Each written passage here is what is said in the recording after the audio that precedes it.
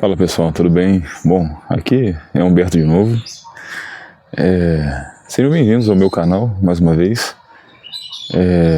Eu vou tentar, de repente, começar a trazer esses vídeos aqui como uma forma de devocional, né? Sobre minhas leituras bíblicas, né, e tal, e como reflexões um pouco mais diárias, talvez, tá? Eu nesse momento eu tô num período de transição entre algumas coisas aqui e talvez eu não consiga fazer com a frequência que eu gostaria, mas eu vou tentar, tá? Bom, a reflexão que eu quero trazer para vocês hoje é acerca de Êxodo, capítulo 1, versículos, se eu não me engano, 9 e 10. E eu não gravo exatamente as coisas que estão ali, eu também não quero ficar fazendo leitura, não quero ficar muito preso agora nesse momento, só porque se eu ficar tentando ser muito preciso nessas coisas, eu acabo perdendo a minha linha de raciocínio e eu sinto que eu acabo perdendo um pouco da veracidade que eu quero trazer aqui para essa reflexão e para a meditação nessa palavra, e que foi o que me trouxe a gravar esse vídeo aqui, tá? Eu estava lendo anteontem, se eu não me engano, Êxodo, e logo no comecinho, na verdade eu vou tentar começar do começo. Eu estou tentando retomar, né, a minha rotina de leitura bíblica, minha rotina de jejum, de oração, essas coisas. E essas coisas têm que ser um pouquinho, né? Mais importa a constância, né, do que a empolgação. A empolgação dura alguns minutos e passa, mas a constância edifica coisas muito mais sólidas nas nossas vidas. E eu estava retornando e estava tentando ler João. Eu falei assim, vou ler o Novo Testamento, vou começar por João. Eu pensei que, né, por ser o apóstolo, né, que o próprio Jesus disse que era amado por ele e tal, de repente eu estou precisando voltar a esse amor de Jesus e vou tentar ler João, para me aproximar, ver se é uma maneira boa de me aproximar. Só que a palavra de Deus funciona exatamente assim, né? Ela não é feita, não foi feita por Deus para ser simplesmente aberta, para a gente ler o que a gente quer. E eu não estava conseguindo me concentrar na leitura, não estava conseguindo ler, e me veio no coração, tipo, olha, a Bíblia não é assim, a palavra de Deus não é assim, ela não foi feita para você ler o que você quer, na hora que você quer, o seu entendimento é muito raso e muito baixo em relação ao que Deus tem para você, os caminhos que Deus tem para você e as mensagens que Deus tem para trazer para você. E eu senti isso. Eu falei assim, bom, então eu vou orar. Eu vou orar para tentar entender melhor o que Deus quer me mostrar, porque eu já vi que não é isso que Ele quer que eu leia. E eu comecei a comecei a orar para Deus me direcionar para o que Ele queria. Falei, Pai, me direciona para o que você quer, me direciona para qual palavra você quer, me direciona para o que você quer que eu leia, me toca com o seu Espírito Santo, porque a interpretação da Bíblia, o entender da tua palavra não vem por outra forma senão a inspiração, a revelação, o entendimento e o discernimento que é trazido a nós por meio do teu Espírito Santo. E com isso eu estou vivendo uma fase da minha vida em que eu tenho saído de muitas coisas. Eu saí de um relacionamento, eu estou saindo de um emprego, eu saí de muitas amizades e o Espírito Santo foi aos poucos me revelando isso, né? E eu falei assim, bom, minha vida tem falado ultimamente muito de saída, então talvez o Senhor quer que eu leia Êxodo, né? A saída do Egito, né? Nada mais certo do que o livro que trata da saída do povo hebreu do Egito. E aí eu abri o livro de Êxodo e comecei a ler, cara, é certeiro. Quando você não abre a Bíblia assim por abrir, quando você não abre só para você ter uma resposta mística, quando você abre com sinceridade de coração, quando você abre a Bíblia buscando verdadeiramente ali, né, antes de você ler o que talvez o seu coração tenha vontade que você leia, mas quando você abre mão disso para você ler o que o Espírito Santo quer que você leia, quando você abre ali para verdadeiramente ler o que o Espírito Santo está te guiando para você ler, é outra história, a experiência fica totalmente diferente. E logo ali no comecinho, né, como eu disse nos versículos, se eu não me engano, 8, 9 e 10 ou 9 e 10, vem um trecho que conta a história de que um novo faraó subiu ao poder, né, ascendeu ao poder no Egito, e esse faraó não conhecia José. Né? O livro de Êxodo, ele pega justamente essa transição, né, do fim de Gênesis, onde José era o segundo mais poderoso abaixo do faraó, ali no Egito, e a descendência de José, os irmãos dele também, né, entram no Egito e começam a viver ali, e até então eram muito prósperos e tudo, mas passa-se uma geração, os irmãos de José e José já não estão mais vivos, e esse novo faraó que ascende ao poder, é dito ali que não conhecia José. Então, ou seja, ele não dava a José aquela mesma honra, aquele mesmo cuidado, ele não tinha com José aquele mesmo apreço que o primeiro faraó tinha por toda a história que passou. É dito ali que ele não conhecia José. Então, todo aquele apreço, todo aquele cuidado, todo aquele caminho que tinha sido preparado para que José prosperasse no Egito já não existia mais. Então o povo já não estava mais sob a proteção do antigo faraó com esse novo. E os hebreus, é dito lá que os hebreus eram muito férteis, né? E que eles se multiplicavam muito rápido ali dentro do Egito, e esse segundo faraó notou isso. E esse segundo faraó notando isso, ele disse: olha, os hebreus são mais numerosos e mais fortes do que os nossos, né, do que o nosso povo. O povo hebreu é mais forte e mais numeroso do que o nosso próprio povo.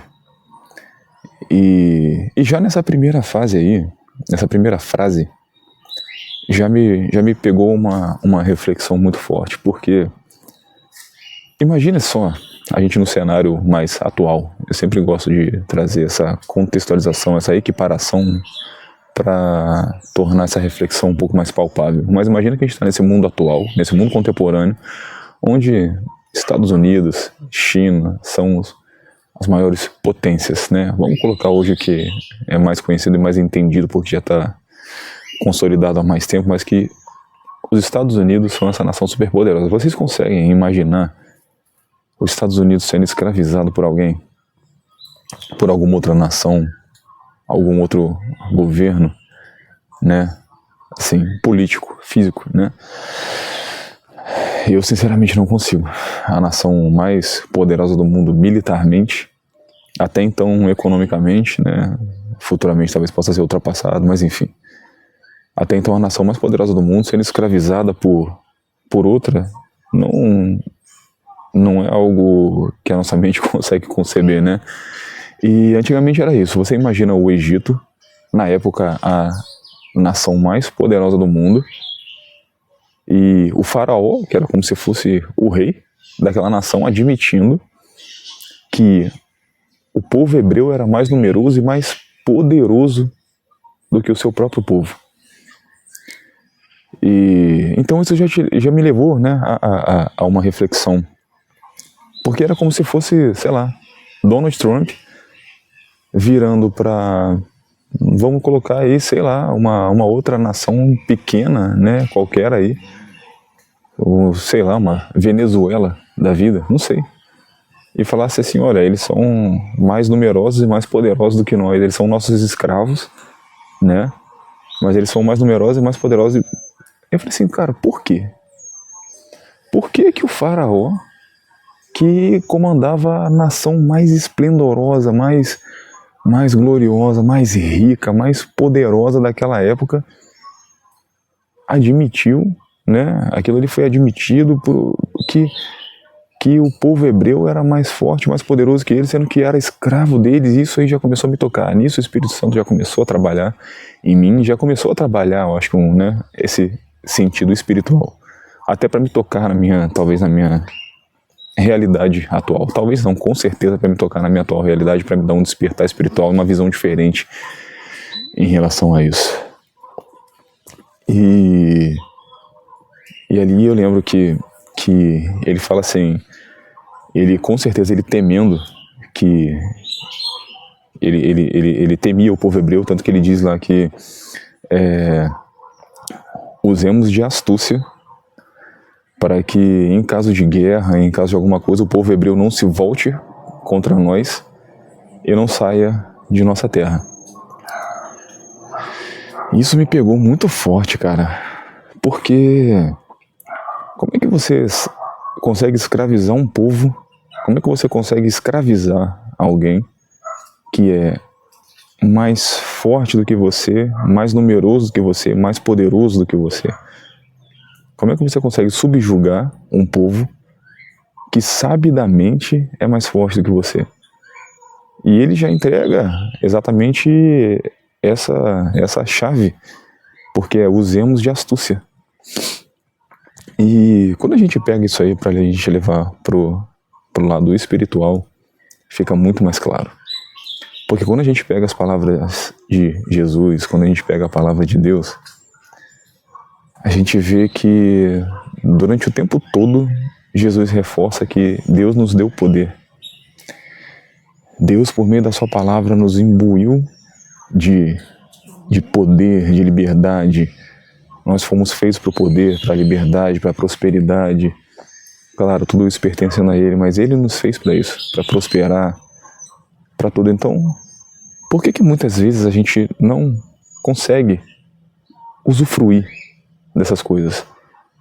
Por que muitas vezes a gente não consegue alcançar os nossos objetivos? Por que muitas vezes a gente não realiza os nossos sonhos? A gente vive contemplando, admirando a vida dos outros, o sonho dos outros, e muitas vezes a gente acaba deixando nossas coisas de lado. E isso abriu a minha visão no sentido de que, poxa, muitas vezes isso acontece com a gente porque justamente a gente cai na cilada, a gente cai na astúcia do diabo, na astúcia do inimigo. E ele vai soltando mentiras, ele vai soltando pequenas mentiras. Lá nesse mesmo trecho, né, nesse mesmo versículo, nesse mesmo capítulo, nesse capítulo 1, fica claro que qual foi a forma que o faraó teve de travar a vida, de certa forma, né, e de pesar a mão em cima de um povo que ele admitidamente, né, ele colocou ali que era mais forte e mais numeroso que o dele. Foi colocando muitos encargos, muito peso, muito trabalho. É dito lá que trabalhos pesados foram impostos aos hebreus, confecção de tijolos, de telhas, não sei o que, ou seja, tudo muito trabalho braçal. Então, encargos, impostos foram colocados sobre ele, muito trabalho braçal foi colocado sobre eles, sobre aquele povo ali, de forma que isso tentasse atrasar, né, essa reprodução, essa fertilidade deles, essa crescente do poder e da quantidade de hebreus ali naquela terra. E com a nossa vida espiritual, cara, não é diferente. Quantas vezes eu já me senti travado e incapaz?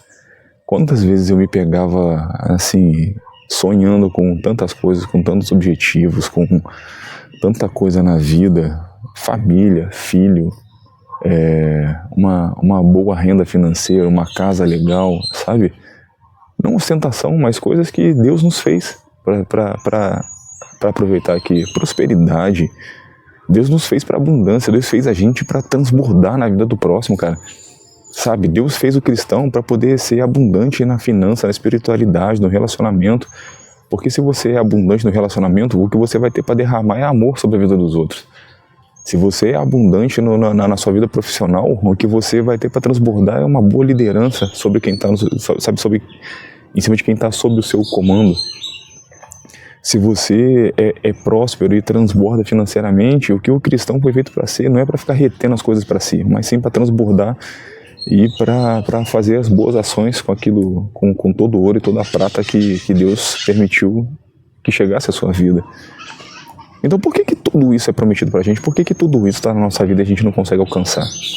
E, cara, a maioria das vezes a gente não consegue alcançar por causa da astúcia do inimigo que vive plantando mentiras na gente. Ele vive plantando, ele sabe É impressionante como é que a gente se sabota, é impressionante como é que até o diabo sabe o quanto a gente é capaz, o quanto a gente é forte e o quanto a gente, sabe, é numeroso. Tipo, olha, o povo cristão é muito capaz, é muito poderoso, é muito numeroso, então eu vou ter que usar da minha astúcia para segurar eles. E ele começa a implantar essas mentiras na gente, essas mentiras vão entrando no nosso coração. Esse tipo de coisa vai se emaranhando no nosso coração de uma forma que a gente acaba, como o povo hebreu no Egito, a gente acaba perdendo a nossa identidade.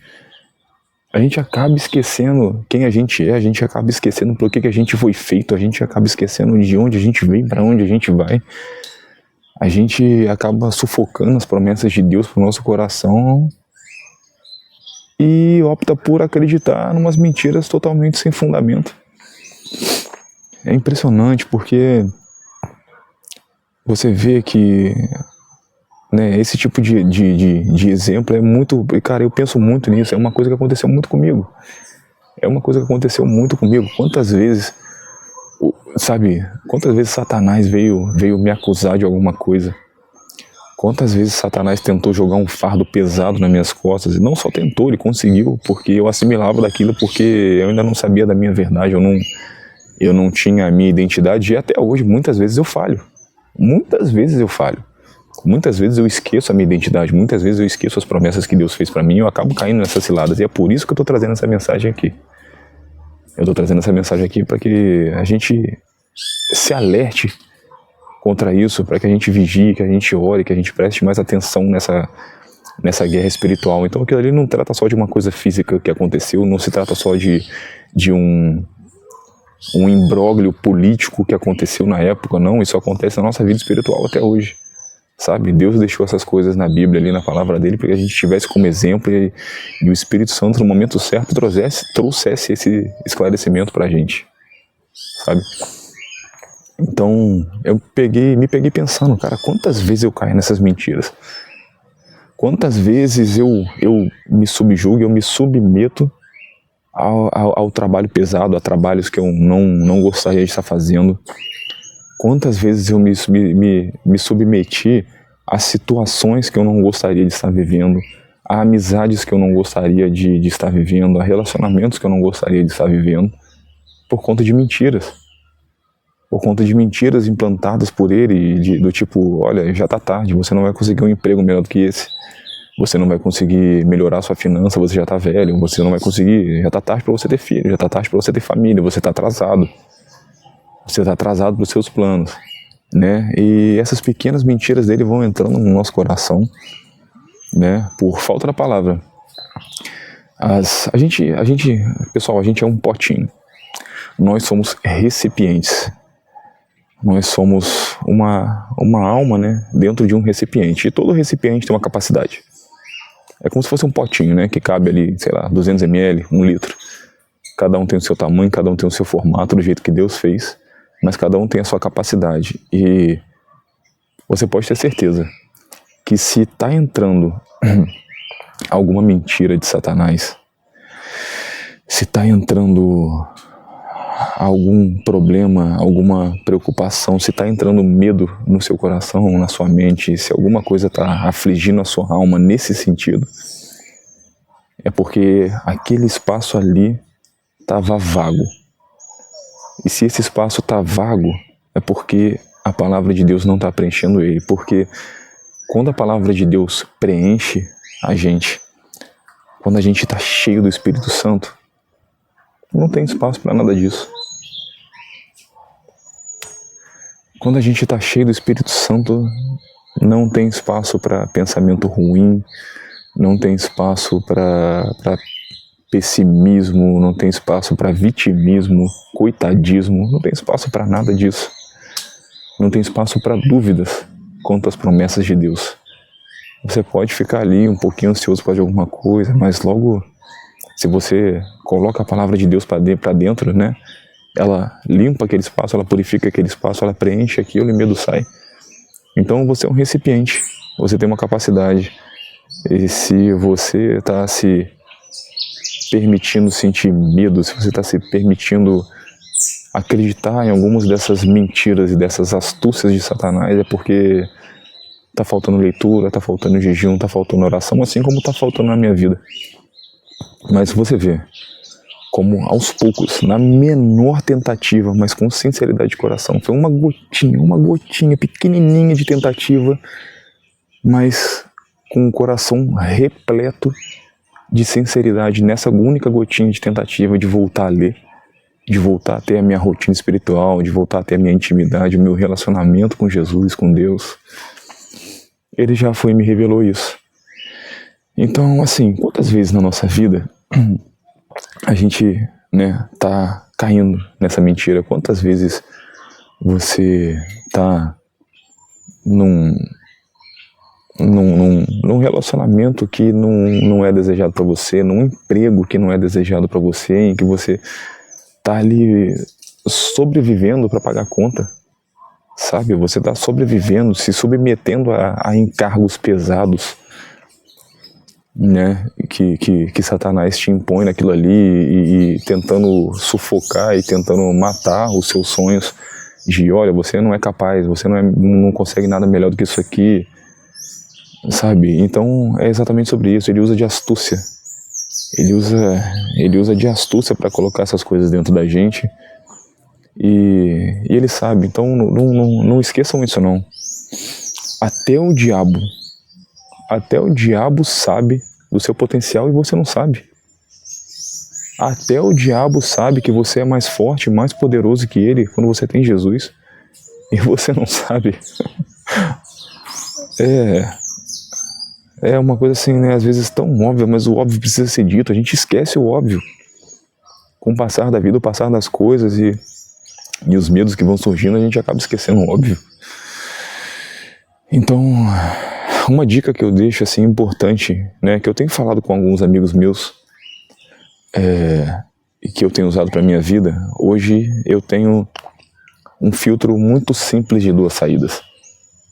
Um filtro que só tem 2 saídas, que só me deixa sempre, para qualquer situação, para qualquer situação e para qualquer dúvida que eu tenho na vida, eu tenho esse filtro que me ajuda a tomar as decisões. E foi a melhor coisa que eu fiz. De que consiste esse filtro com esses 2 únicos caminhos? De um lado eu tenho uma decisão importante para tomar.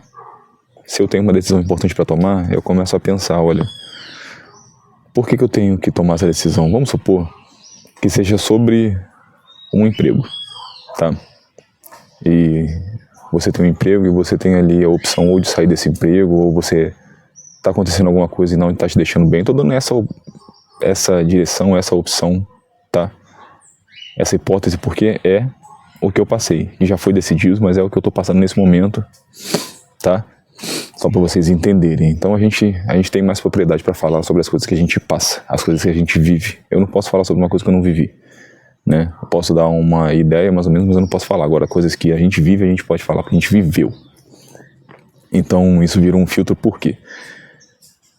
Um emprego começou a me fazer muito mal. Se o emprego começou a me fazer muito mal e aquilo está me afligindo muito, tem alguma coisa me incomodando, eu coloco ela nesse filtro. E eu coloquei nesse filtro, eu só tenho 2 saídas. Só tenho 2 perguntas a me fazer. Por que é que eu ainda estou aqui?